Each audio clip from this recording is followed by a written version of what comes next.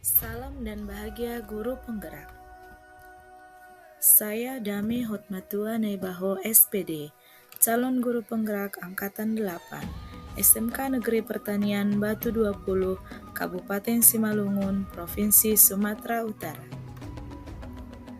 Pada kesempatan kali ini saya akan menjelaskan modul 1.1 koneksi antar materi, kesimpulan, dan refleksi pemikiran KHD. Adapun pembimbing saya, yaitu Ibu Anliana sebagai fasilitator dan Bapak Flores Harahap sebagai pengajar praktik. Pertanyaan pemantik. 1. Apa yang saya percaya tentang murid dan pembelajaran di kelas sebelum saya mempelajari modul 1.1? Yang kedua, apa yang berubah dari pemikiran atau perilaku saya setelah mempelajari modul ini? Yang ketiga, apa yang dapat segera saya terapkan lebih baik agar kelas saya mencerminkan pemikiran KHD? Yang saya percaya tentang murid dan pembelajaran di kelas sebelum saya mempelajari modul 1.1 adalah hanya mentransfer materi pelajaran, lebih mementingkan pencapaian materi dibandingkan memahami karakteristik murid.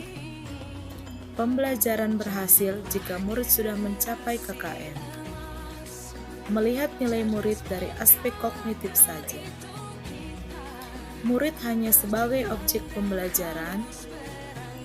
Pembelajaran berpusat pada guru atau teacher center.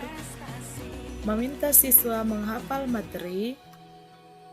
Kurang memahami karakter murid, motivasi belajar murid rendah karena hanya belajar secara pasif, sehingga sebagai seorang guru, saya sering merasa gagal atau mengeluh jika banyak murid yang tidak tuntas setelah melakukan evaluasi pembelajaran.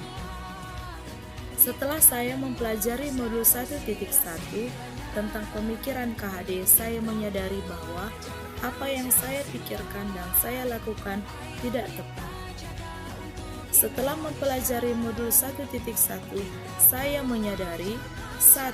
Seharusnya saya melakukan proses pembelajaran secara menyeluruh. Aspek pembelajaran yaitu kognitif, afektif, psikomotor, spiritual, sosial, dan budaya. Yang kedua, murid sebagai subjek pembelajaran. Subjek pembelajaran berarti murid bebas berekspresi, mengemukakan pendapat, dan berkreasi. Yang ketiga, guru sebagai fasilitator pada proses pembelajaran. Yang keempat, guru harus mampu mengetahui karakteristik murid.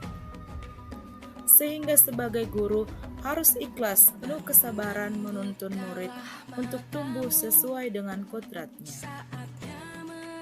Yang dapat segera saya terapkan dalam pembelajaran di kelas antara lain: merancang pembelajaran yang menyenangkan yang melibatkan murid, menerapkan pembelajaran yang berpikir kritis, kreatif, komunikasi, dan kolaboratif, sehingga pembelajaran tidak menuntut murid, melainkan menuntun untuk mengembangkan potensi yang dimiliki murid secara maksimal. Terima kasih telah menyaksikan video saya. Semoga video saya bermanfaat untuk kita semuanya.